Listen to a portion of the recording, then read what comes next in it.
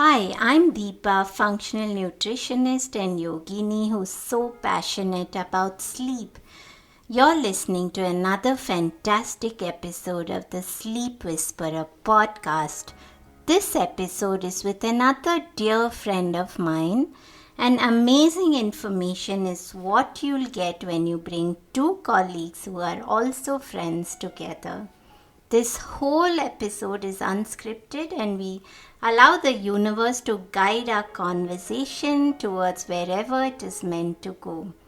Think of this episode as that magic school bus ride through your gut. What is leaky gut? What are the three layers of your gut? What kinds of symptoms can leaky gut cause and how does this affect sleep? What are the 5 causes of leaky gut? What is SIBO? How is SIBO a cause of leaky gut and how can we confirm if it's SIBO? If you've been confused over your health, let us help you have that deep understanding over what's happening within your gut. Anne Lemons is a certified functional medicine, nutrition and lifestyle practitioner near Boston. As a physical therapist for over 35 years, she has always been fascinated and intrigued with the physiology and mechanics of the human body.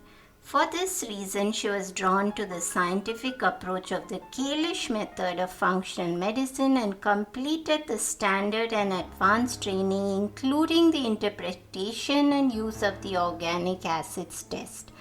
Anne is also certified as a functional nutrition and lifestyle practitioner through Andrea Nakayama and the Functional Nutrition Alliance program. Due to the increasing number of cases in her practice with SIBO, she has done advanced training in the area with Dr. Allison Siebecker, an expert and world leader in the education of SIBO. She is passionate about educating and empowering individuals with the knowledge and tools to help prevent chronic disease and be advocates of their own health. Take a listen to this amazing episode, number 51 of the Sleep Whisperer podcast. Welcome to the Sleep Whisperer podcast. I'm your host, Deepa. Join me and my many expert guests and medical professionals from the cutting-edge science of functional medicine of the West and ancient wisdom of the East. Learn all about how to discover your root causes of poor sleep and understand the proper tools and techniques to end your confusion and begin getting a good night's sleep. It's time to regain hope and begin your sleep journey with the Sleep Whisperer podcast.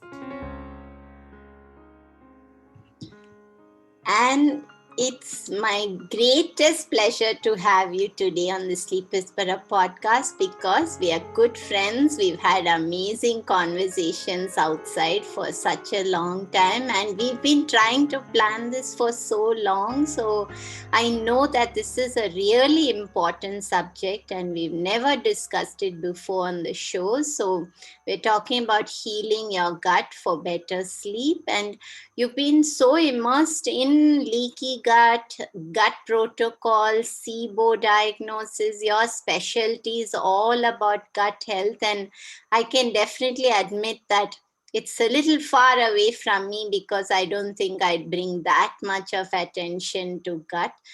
So I'm waiting to learn a lot from you today, and I think this is going to be truly the master class on gut health. But tell me why gut health, why this area of focus, what brought you into this field, and why this passion about starting with the gut? Thank you for that.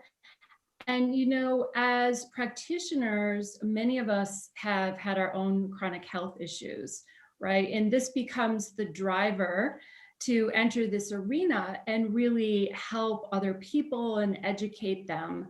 And this was happening to me. I was having digestive issues. I had chronic fatigue. I had body pain. And the problem was that all of my labs looked normal, right? I looked great on paper, but I felt terrible. And I was really just getting by, and I was propping myself up with caffeine and sugar. And the only thing that I was being offered were medications to really suppress symptoms. And I didn't want that. I wanted to understand why. I wanted to get to the root cause of that. And when I started to dig deeper, what I found is that I had a massive bacterial overgrowth in my gut, or SIBO, and we can get into that a little bit later. And what was happening with this overgrowth, it wasn't allowing me to absorb my nutrients. It was causing the fatigue, it was causing the pain. And so what we're finding is that gut issues, and leaky gut specifically, is often one of the root causes of so many chronic health conditions. So that's how I really started to get into this field and this practice. So many people come for reasons like they're tired. You know, the common complaints are they're tired, they're gaining weight, and they can't figure out, you know, they've done everything, but they just can't get the weight to come off, or they're having hormonal issues. And what happens is I start to dig deeper and look at, you know, what's happening in the gut. I start to uncover, you know, some of these gut issues like leaky gut. Leaky gut is really the layman's term, right? That's not the official term. The official term is intestinal permeability. And actually that is pretty prevalent in the research and the literature. You can find many studies on intestinal permeability. And so I want to let you know a little bit more about what that is.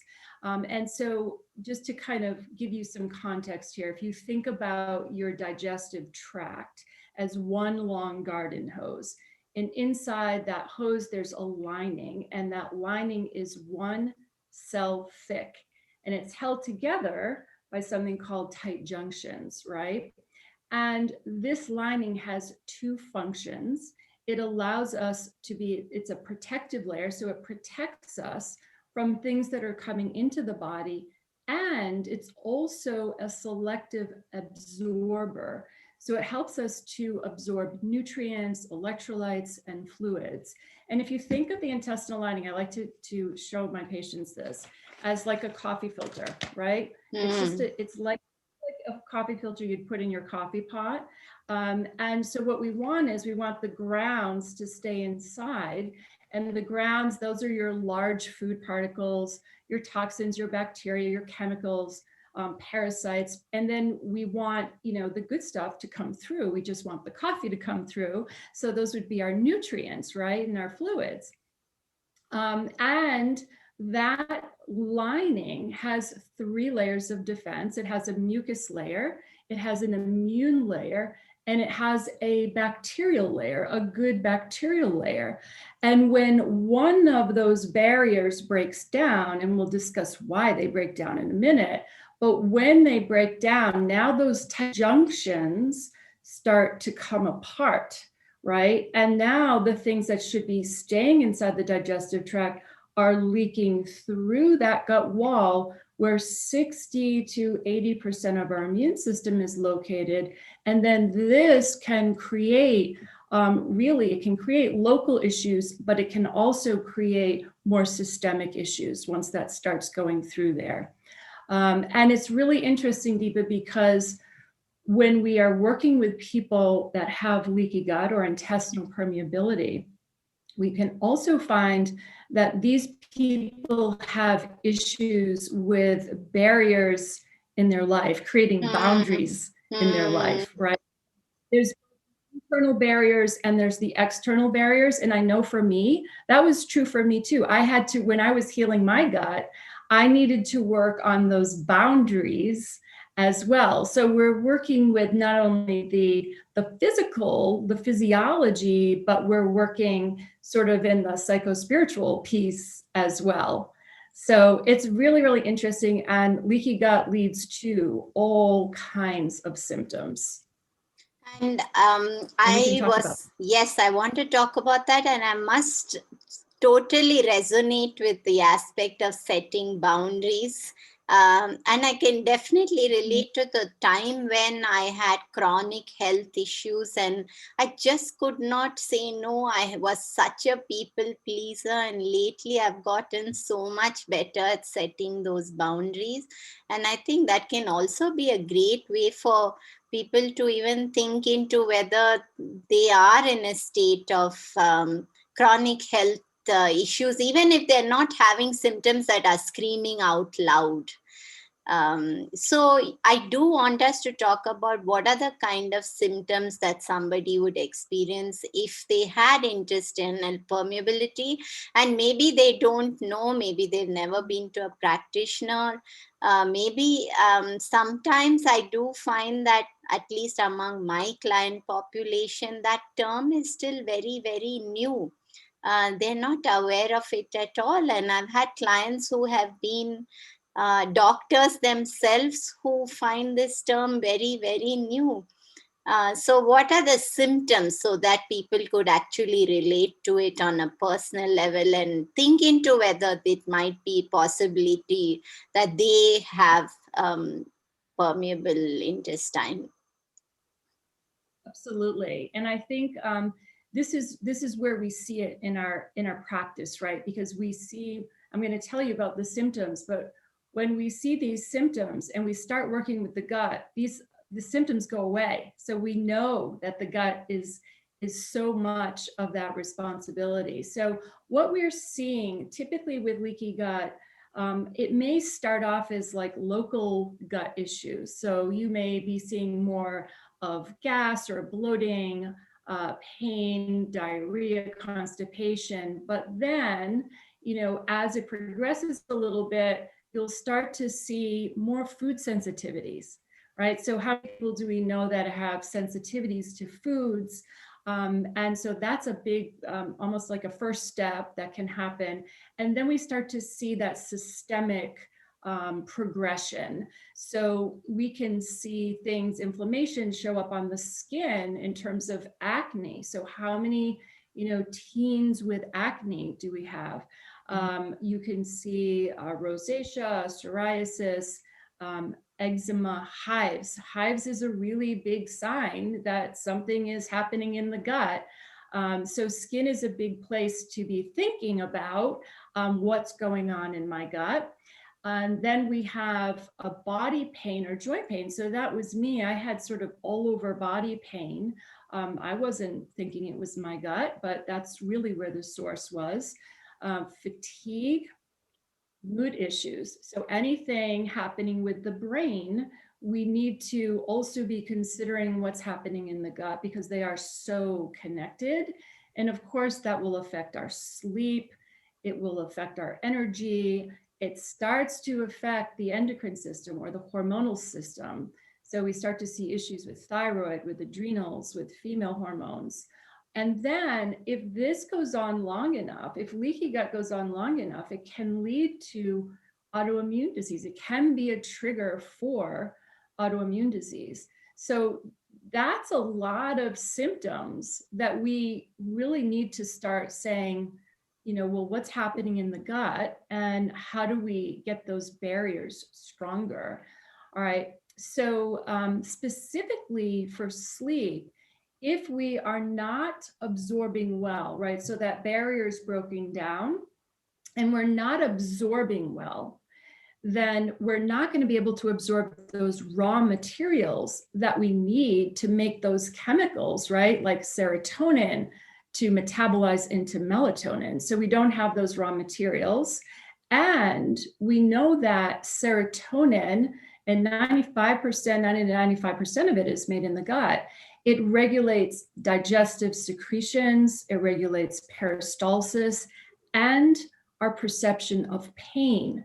So with leaky gut, we can have more visceral pain, right? Like abdominal pain. And so this is where we see folks with abdominal pain or visceral hypersensitivity, and that can wake them up at night. So that's sort of the connection between some of these symptoms and leaky gut and the connection to sleep. So this is something that I see often in my practice because I'm seeing a lot of gut issues that people are waking up in the night because of this hypersensitivity going on. So that, I mean, that's a lot of areas that we can back up to, the gut as being one of the root causes. Wow. Yeah, for sure. In my case, it was all those skin issues that you listed out, hives and everything, acne, hives, eczema, psoriasis. I think it was the works for about a decade, and all that was done for me was just pumped me full of steroids and just kind of suppressed the symptoms down. It was alarming, and when I look at my son today, for the smallest little thing, I'm always wishing that, oh my God, had I had someone who had this kind of awareness, I wouldn't have had to go through any of this. So, on that note, can you actually guide us through what are all the potential causes for leaky gut? Because I'm sure that a lot of us are actually doing some of those things. Maybe we don't really know if we are triggering it for ourselves, maybe in some way, but what are the causes of it?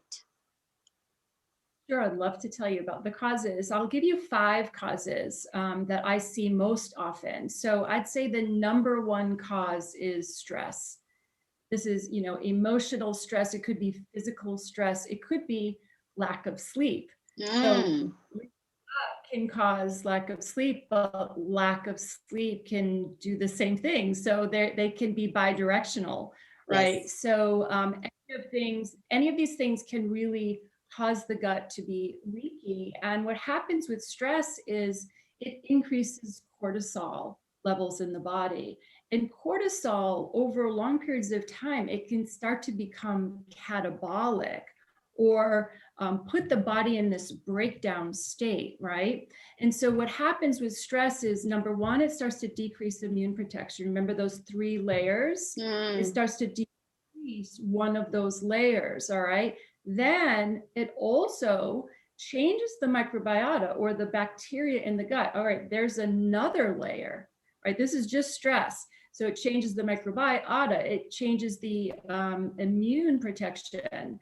And stress lowers stomach acid. So now we don't have the ability to break down our proteins, right? But we need those. Those are the constituents of making our chemicals that we need to sleep. But it's also not protecting us anymore. We need acid to kill things coming into the body, like viruses and bacteria and parasites. And if those aren't killed, they become inflammatory in the gut and create leaky gut. And then acid, it's that great trigger for releasing digestive enzymes and bile acids. It has this beautiful domino effect that we need in order to be absorbing things really well. And then the last thing stress does is it alters motility. So motility is the speed at which food moves through and out of the body. And with stress, it can either speed that up or slow that down. And what can happen with that is there can be a backup of bacteria, and that becomes the stimulus for leaky gut. All right, so that's number one, stress. I would say top reason for leaky gut, and all because of all those mechanisms. And then we have inflammatory foods, number 2, inflammatory foods. And, I had to think about what's happening right now with the pandemic. What are people reaching for the most? The most they're reaching for, in my practice, I'm sure in your practice, sugar and alcohol. So I would say those are top 2 inflammatory foods. And that's why we are seeing a real exacerbation of symptoms. I'm seeing in my practice, I'm sure you are too, because of people are reaching for, that kind of comfort foods. The processed foods obviously have a lot of sugar in them. Gluten and dairy can also be very inflammatory too. So I would say, inflammatory foods would be number 2. And then we're looking at number 3, gut infections, overgrowth of bacteria, like in my case, and then possibly endotoxins. We'll talk about that in a second. So overgrowth of bacteria or archaea, and in this we're talking about SIBO, small intestinal bacterial overgrowth, and intestinal methanogen overgrowth. This is a new term now. We'll talk about that in a second.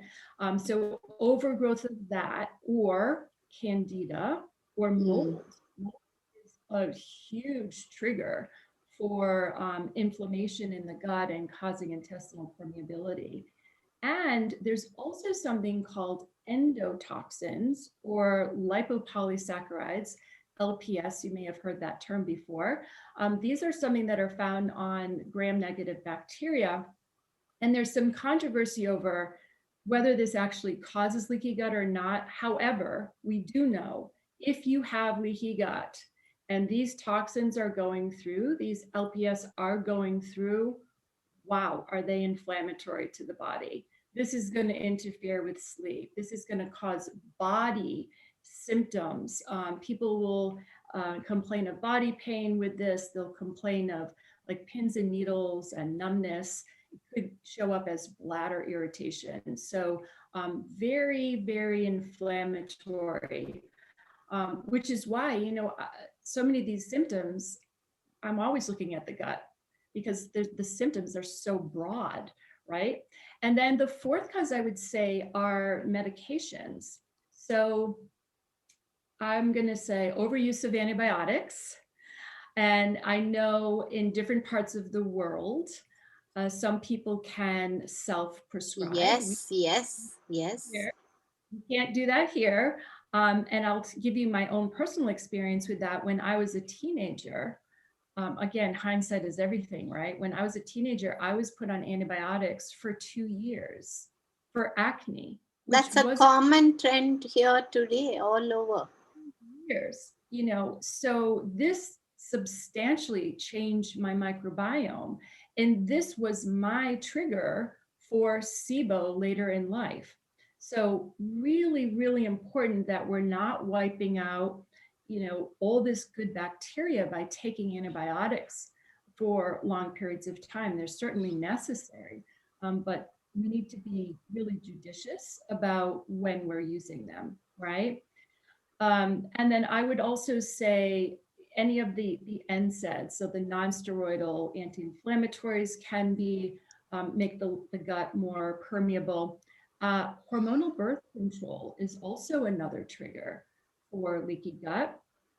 And, we probably should even just at least briefly mention proton pump inhibitors. These are used quite often and sometimes for many, many years. I mean, I have patients that come to me, sometimes they've been on them for 20 years. And it becomes a trigger then for bacterial overgrowth. If we're not breaking down our food well, that undigested food becomes food for bacteria to start to overgrow. So we have to be kind of looking into the history to see what's happening, what kind of medications have people been taking over the course of their life and for how long. And then the fifth one, I would say, are toxins and environmental exposures. And for this one, I would definitely say glyphosate, which is the main ingredient in Roundup. That's probably the biggest one. It causes a lot of inflammation in the gut. And glyphosate acts like an antibiotic. So here we are, taking antibiotics, and then we're taking in foods that contain chemicals that are basically doing the same thing. So harming our good gut bacteria. And the glyphosate is also wiping out the good bacteria in our soil. So now our food supply has been altered, as well as the food itself. And then I would say mold. Again, mold is another trigger when we're looking at environmental exposures. I mean, And so many of the things that you mentioned, Anne, are things that people are actually doing on a daily basis, because I come across a lot of people who actually text me within 2 days of having a cold to say, "Isn't it time that I took antibiotics?" And almost 80% of the people who come to me have been on antacids for at least, or proton pump inhibitors for several years.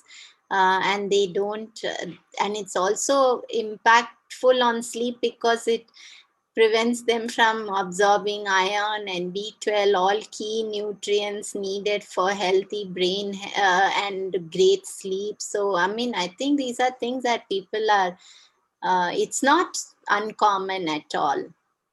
right, they're not really told about the long-term pieces, so they're not absorbing their calcium, they've got osteoporosis, they're not really Mm, making connections. And so I do want to say, though, if you are on a proton pump inhibitor, please don't come abruptly off of it. Please, yes, with a practitioner. I mean, don't hear this and say, oh, I need to stop my proton pump yes. inhibitor. Find out why you're on a proton pump inhibitor in the first place and work on that, and work with that practitioner to very safely and slowly come off of your proton pump inhibitor. I work with people a lot on this. It's just not something you can come off of suddenly. So I do want to just mention that there. But yes, so many downstream effects from being on these very common medications, over the counter medications, right? That people can just be using without even thinking about what's happening downstream. And, the other thing too is, I just want to say that when we're looking, when you're on social media and there's a lot about leaky gut, do these 5 things to heal your leaky gut. What I want to say here is, if you're not getting to those root causes, just you really can't out supplement a leaky gut if you're not addressing those root causes, like your stress, your sleep, inflammatory foods that you're eating, gut bugs or overgrowth, medications, or food quality. So we really do need to be, looking at all of those things and working methodically to get to those root causes. I agree, Anne, and I think people still do not bring as much importance to managing stress. I think it's considered in many areas that it's not so important, and sometimes a lot of people also wear stress like a badge of honor. And I think it's not given the due importance that it should be given, simply because it's so powerful in helping you to get over whatever conditions that you're going through. You did mention SIBO, so I want us to have a little bit of time to talk about what is SIBO, because I think there's still some misunderstanding over that. Is SIBO a cause of leaky gut or vice versa? How can somebody know if they have SIBO? Okay, great question. So yes, so when we're talking about SIBO here, we're talking about small intestinal bacterial overgrowth, and now we have a new term, intestinal methanogen overgrowth. They used to be all lumped together, but now they're actually separate. And what this is, it's basically an overgrowth of either bacteria or archaea, which are these single cell organisms that don't have a nuclei. And they're just in the wrong place. They're Hmm. not bad. They're not bad. They've been translocated from the large intestine to the small intestine. And the biggest cause of SIBO is food poisoning.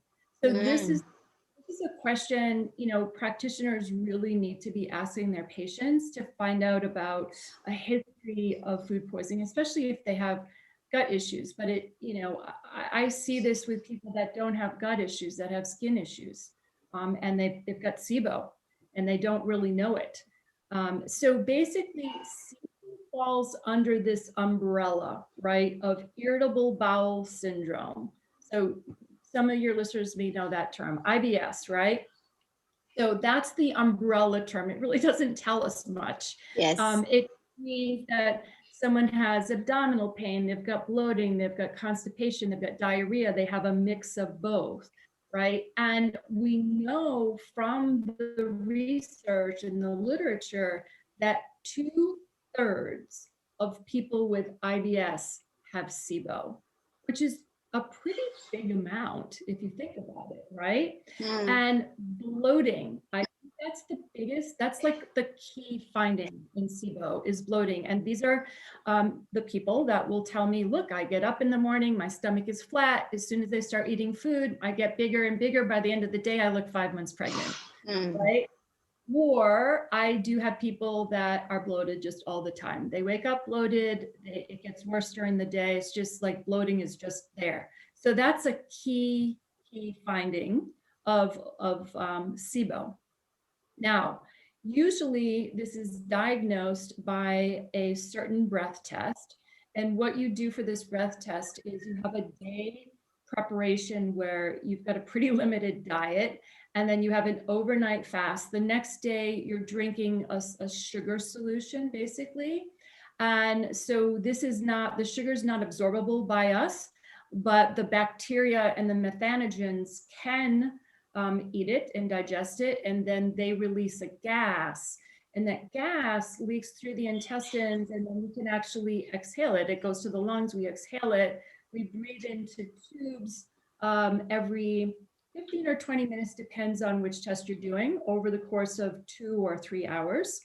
And what we're doing with these tests is we're looking at, is there any methane gas? Is there any hydrogen? Or is there any hydrogen sulfide?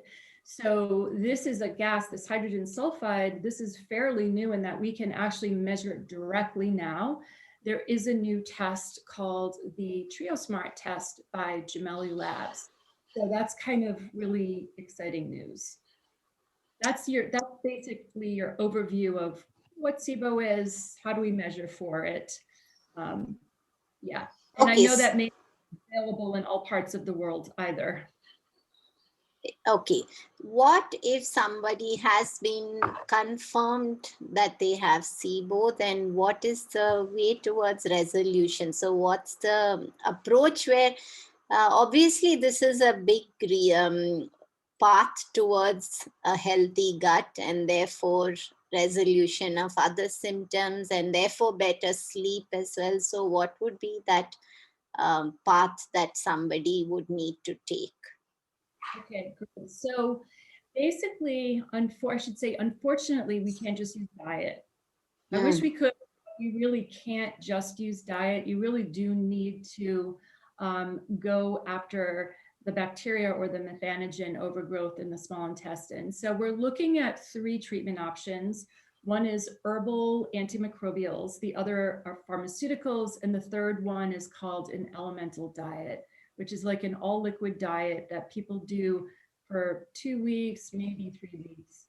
And then on top of that, you need to follow a specific diet that limits fermentable types of carbohydrates. So these are things like onions, garlic, beans, starchy foods can be somewhat troublesome. So you really need to work with somebody to help you with that diet. And then the third piece would be meal spacing. So this is really critical, and this is a lifestyle habit I think that people are doing and they don't realize how important it is not to eat between meals. Because we have something in our intestines called a migrating motor complex, right? So this is your housekeeping sweeper wave. It helps to sweep food through and out so there's no overgrowth. And we get one migrating motor complex wave every 90 minutes or so. And so ideally, we want at least 3 hours so we get 2 waves going through, but 4 to 5 hours between meals would be even better if your blood sugar allows it. And then we do want a non-feeding period overnight, like a 12-hour non-feeding period overnight, so that you get as many migrating motor complexes through as you can. And obviously that's going to help sleep too, right? Not eating right before bed is going to be helping sleep. And then the other focus would be to make sure that you are having a bowel movement every day. So, it's a very step-by-step kind of approach with the, kind of working to eradicate the overgrowth, working with diet, working with meal spacing, making sure there's good bowel movements happening. And even though there's so much research and talk about intermittent fasting, maybe not long period, but at least 12, 13 hours and giving space between meals, the truth is that a large number of people are also eating every 2 hours because they believe that that's the approach towards weight loss. And don't give importance to the spacing itself. So I'm so glad that you mentioned that. And I do want to actually ask you if somebody could be triggering SIBO with certain lifestyle. We did talk about maybe eating too often, but are there certain diet and lifestyle habits that could predispose somebody towards SIBO and gut issues? And are there certain diet and lifestyle practices that somebody could be following which can actually predispose them towards SIBO? Because we did talk about eating too often, maybe that's a factor, but anything else? Yes. So I would say very simply, not chewing enough, right? Not chewing enough, people rushing. I would say the lifestyle habit that really runs us into trouble is we're rushing all the time.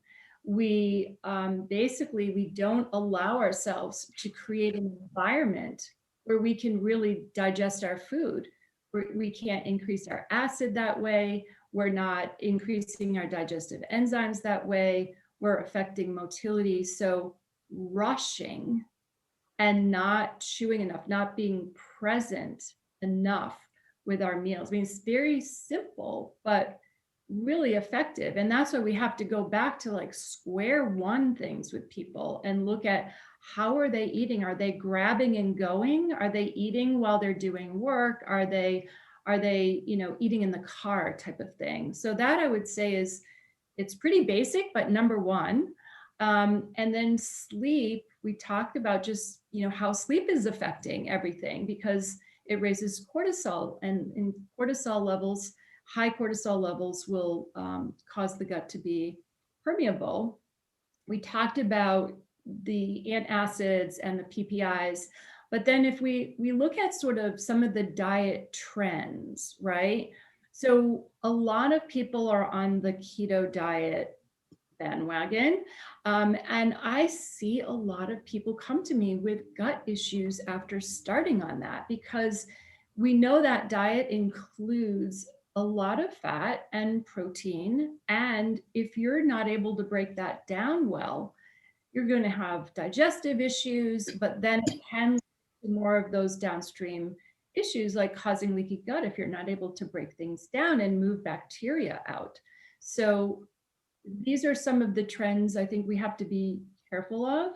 And it needs to be very, very bio-individualized. We can also run into the same problem with all plant diets. If you are on, if you've got SIBO, right? Because SIBO, oftentimes until you've healed, it's hard to break down those types of fibers. So we can't just be very dogmatic and this is the, be on this diet or be on this diet. It has to work for your bio-individuality. So I would say that. And then the other trend that I'm seeing is just higher foods that are just higher in oxalates. And oxalates can also be a trigger for leaky gut as well. So people are just using a lot more of the higher oxalate foods like spinach and chia seeds and almonds and the nut butters. So these are some of the things that I see in my practice that can be causing some symptoms. And you did mention if somebody is predominantly plants and plant-based, but a plant-based diet is also by default a high oxalate diet many, many times. Right. Uh, right? So without realizing you're eating all these oxalate foods.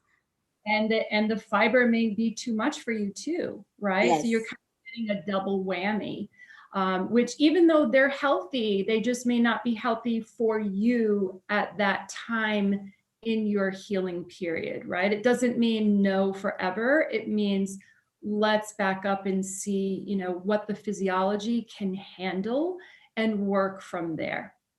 And I think there's also the aspect that I just came across somebody today who has been on a low FODMAP diet for the last few years because she saw on Google that this is the approach to take if you have IBS.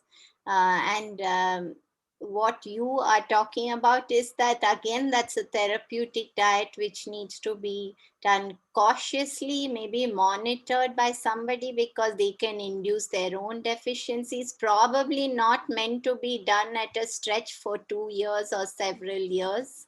So, do you have any thoughts on that? I do. So this is a problem because I think people are, they're self-prescribing these diets, right? Or they find that they just feel better and then they become afraid to start to expand the diet. So these diets were meant to be done long term. And you really need to go into them with this is therapeutic. We're using it for a short period of time, and then you really need to be working with someone. This is hard to do on your own because you just don't know, how do I progress? How much do I progress? And with SIBO, it's all about quantity.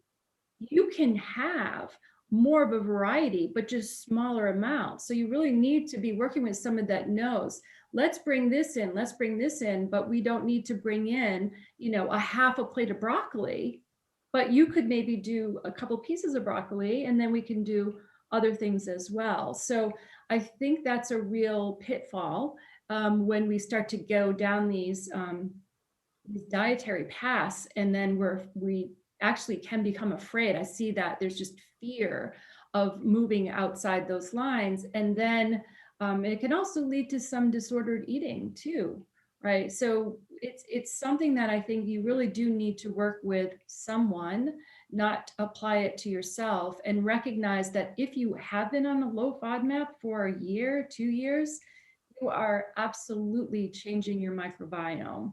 And we need fiber in order to feed our good gut bacteria to help it grow, which helps protect our immune system. So it's I think it's something that we have to be really aware of what we're doing and work with somebody that can help us work through that. We don't want to be on these diets long term.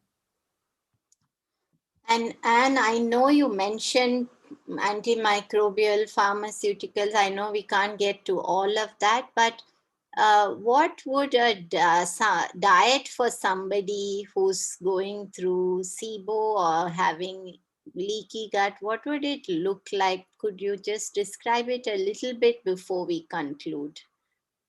Sure. I would say for, one of the most healing foods, and it's individual. Some people with SIBO can tolerate this, some people can't tolerate this. But we would be looking at some healing foods like bone broth. Bone broth is a really wonderful healing food for most people. Again, you may not be able to do a bone broth, but could do a stock or just a regular chicken broth for the gut. But bone broth is wonderful because it's got the gelatin and the collagen. It really helps to repair the gut.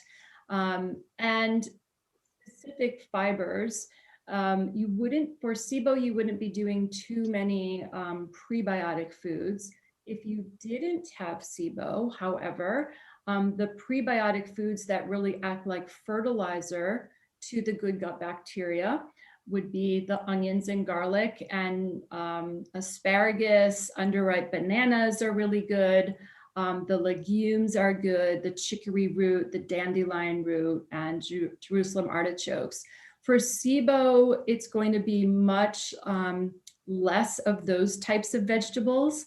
You can still have, there's a wonderful list on SIBOinfo.com, a specific food guide. That's terrific, but you'll be focusing more on the proteins and the fats with very specific carbohydrate foods will help to repair the gut. But for everyone else, we've got these wonderful things like bone broth, fermented foods are wonderful. And those prebiotic foods, I think, are key to really building up good gut bacteria. You mentioned gelatin and as part of bone broth. I want to just quickly ask you if you actually use gelatin in some form, which maybe kids could have as well, because I know those are things that are easy to even give your kids. So could you share a way that we can use gelatin to support gut health? Sure. So you could make little gelatin gummies. So you can, there's so many wonderful recipes on just taking gelatin and mixing it with some, just like some juice, some type of juice, and then allowing that to gel. And that's a wonderful way to start. For kids especially, it's an easy way for them to get some good gut healing. So I like using the gummies or the gummy drops. Yeah. Thanks, Anne. So I know we are almost out of time. I wish we could speak for much longer. Is there anything that you feel you missed out regarding leaky gut, SIBO, gut health, sleep? Yeah, I not really. I think we've covered most of the areas, and I would just say that going back to stress, I think that's one of the most important things that we need to be thinking about, because it's so disruptive to sleep, and it affects every body system. It drives cortisol, it keeps us awake and anxious, and I think over time it can really become catabolic. So we know that this can drive inflammation, and inflammation is one of the root causes of all chronic illnesses today. So I would say, just to kind of circle back to that stress piece, how important that is. I was just going to ask you, what do you think is the biggest root cause of poor sleep? But I think you answered that beautifully. And I can't let you go without finishing our mantra. So if sleep is the new medicine, then how would you complete it for us? Right. So then I would go back to, we need to figure out how to manage stress, right? We need to bring it to the forefront, and we need to educate our kids in the importance of this and give them tools. I think we need to bring it into the curriculums. And because stress is causing so much anxiety in our kids and in our teens, it's becoming epidemic.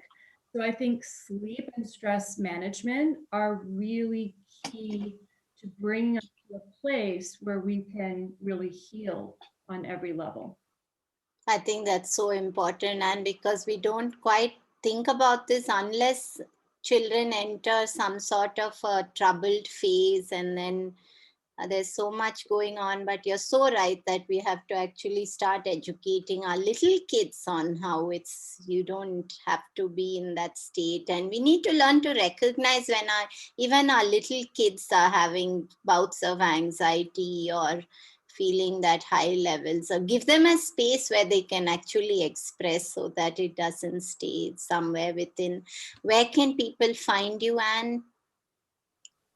So you can find me on Anne Lemons Wellness. That's everything: my website, my Instagram, Facebook, YouTube. Very easy, Anne Lemons Wellness. Thank you, Anne, for your time. And everyone, go check out Anne's work on Instagram, because she's got great tutorials. She's amazing. She just shines on social media, and I just love watching her videos. Oh, thank you, Deep. It was so much fun to be here today. Really enjoyed it.